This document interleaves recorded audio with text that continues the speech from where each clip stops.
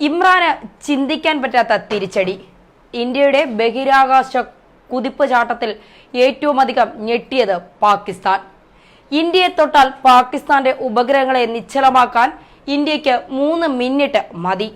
ചൈനയും ഇനി സൂക്ഷിക്കണം. തിരഞ്ഞെടുപ്പിന് തൊട്ടുമുമ്പ് ഏതു നിമിഷവും ഇന്ത്യ പാകിസ്ഥാനെ ആക്രമിച്ചേക്കാമെന്ന പാക് പ്രധാനമന്ത്രി ഇമ്രാൻഖാന്റെ പ്രസ്താവന വന്ന മണിക്കൂറുകൾ കഴിയും മുമ്പ് പാകിസ്ഥാന് ശക്തമായ സൂചന പ്രധാനമന്ത്രി നരേന്ദ്രമോദി നൽകിക്കഴിഞ്ഞു. ബഹിരാകാശ ഗവേഷണ രംഗത്തെ മുൻനിര രാജ്യങ്ങളിലൊന്നായ ഇന്ത്യ ഇപ്പോഴിതാ ബഹിരാകാശത്ത് പ്രതിരോധ ശക്തിയും ഉറപ്പിക്കുകയാണ്. ഉപഗ്രഹങ്ങളെ വീഴ്ത്തുന്ന ഉപഗ്രഹ വേദ അഥവാ ആന്റി സാറ്റലൈറ്റ് മിസൈൽ വിജയകരമായി പരീക്ഷിച്ചുവെന്ന് പ്രധാനമന്ത്രി നരേന്ദ്രമോദിയാണ് നാടിനെ അറിയിച്ചത്. ഇന്ത്യ സ്വന്തമായി വികസിപ്പിച്ച മിസൈലാണ് പരീക്ഷിച്ചത്. മിഷൻ ശക്തി എന്ന ദൗത്യം മിന്നിറ്റുകൊണ്ടാണ് ബഹിരാകാശത്ത് ലക്ഷ്യം വെച്ച ഉപഗ്രഹത്തെ തകർത്തത്. പാകിസ്ഥാൻ ഇന്ത്യയോട് കളിച്ചാൽ പാകിസ്ഥാന്റെ സർവ്വതും നിയന്ത്രിക്കുന്ന ഉപഗ്രഹങ്ങൾ നിശ്ചലമാക്കാൻ ഇന്ത്യക്ക് 3 മിനിറ്റ് മതി എന്ന വ്യാഖ്യാനവും ഇതിലൂടെ മോദി നൽകുന്നു. തന്ത്രപരമായ സൈനിക ആവശ്യങ്ങൾക്കായി ശത്രു രാജ്യങ്ങൾ ഉപയോഗിക്കുന്ന ഉപഗ്രഹങ്ങളെ തകർക്കുന്നതിനായാണ് എ-സാറ്റ് ആയുധങ്ങൾ ഉപയോഗിക്കുന്നത്. നിരവധി രാജ്യങ്ങൾ ഇത് കൈവശം വയ്ക്കുന്നുമുണ്ട്. നിലവിൽ അമേരിക്ക, റഷ്യ, ചൈന എന്നീ രാജ്യങ്ങളാണ് സ്വന്തം എ-സാറ്റ് ആയുധങ്ങൾ വിജയകരമായി പരീക്ഷിച്ചിട്ടുള്ളത്. ഇപ്പോൾ ഇന്ത്യയും ഈ പട്ടികയിൽ ഇടം പിടിക്കുകയാണ്. എന്നാൽ ഇത്തരം ആയുധങ്ങൾ ഇതുവരെയും യുദ്ധരംഗത്ത് പ്രയോഗിച്ചിട്ടില്ല.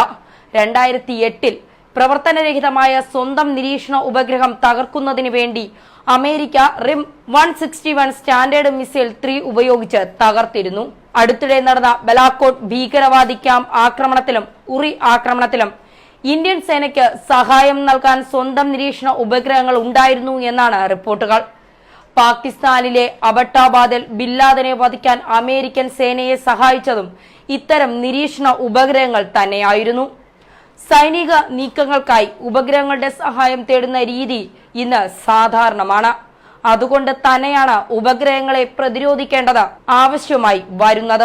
എന്നാൽ യുദ്ധരംഗത്ത് ഉപഗ്രഹവേദ മിസൈലുകൾ ഇതുവരെ ഉപയോഗിച്ചിട്ടില്ല. പ്രവർത്തനരഹിതമായ തന്ത്രപ്രധാനമായ സ്വന്തം ബഹിരാകാശ ഉപഗ്രഹങ്ങളെ നശിപ്പിക്കാൻ ഇത്തരം ആയുധങ്ങൾ പ്രയോജനപ്പെടുത്താം.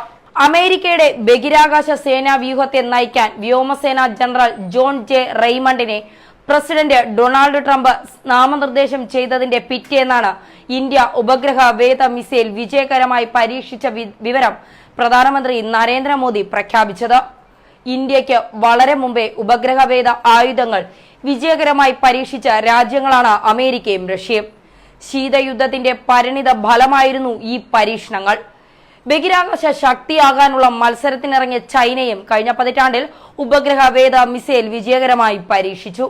1957 USSR സ്പുനിക് 1 ബഹിരാകാശത്തേക്ക് അയച്ച അന്ന് തുടങ്ങിയതാണ് അവിടെ ഒന്നാമൻ ആരെന്നുറപ്പിക്കാനുള്ള കിടമത്സരം. USSRനുമേൽ എങ്ങനെയും വിജയം നേടണമെന്ന അമേരിക്കയുടെ ഒടുങ്ങാത്ത വാശി മനുഷ്യന്റെ ആദ്യ ചന്ദ്രയാത്രയ്ക്കും ഇടയാക്കി.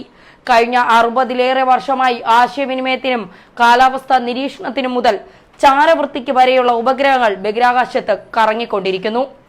ആ സാഹചര്യത്തിലാണ് US സൈന്യത്തിന്റെ 6ാമതൊരു വിഭാഗത്തെ ബഹിരാകാശത്ത് നിന്നുണ്ടാകുന്ന അപകടം നേരിടാനായി രൂപവൽക്കരിക്കണമെന്ന ആവശ്യം ഡൊണാൾഡ് ട്രംപ് മുന്നോട്ട് വച്ചത്.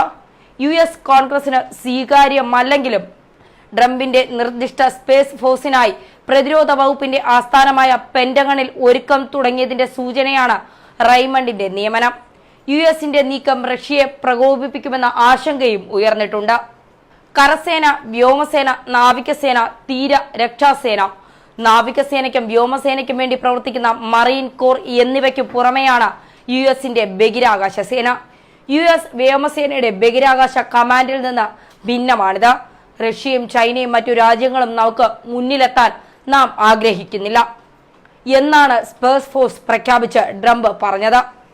ചന്ദ്രയാൻ അയക്കുകയും ചൊവ്വയിലേക്ക് മംഗൾയാൻ പ്രഖ്യാപിക്കുകയും ചെയ്ത ഇന്ത്യയും ട്രംപ് പറയുന്ന മറ്റു രാജ്യങ്ങളുടെ പട്ടികയിൽ ഉണ്ടായേക്കാം. അപ്പോഴാണ് ഇന്ത്യ ചൊവ്വാഴ്ച കൃത്രിമോപഗ്രഹ വേദ മിസൈൽ പരീക്ഷിച്ചിരിക്കുന്നത്. ഇത് ശരിക്കും ഞെട്ടിച്ചിരിക്കുകയാണ് പാകിസ്ഥാനെയും ചൈനയെയും.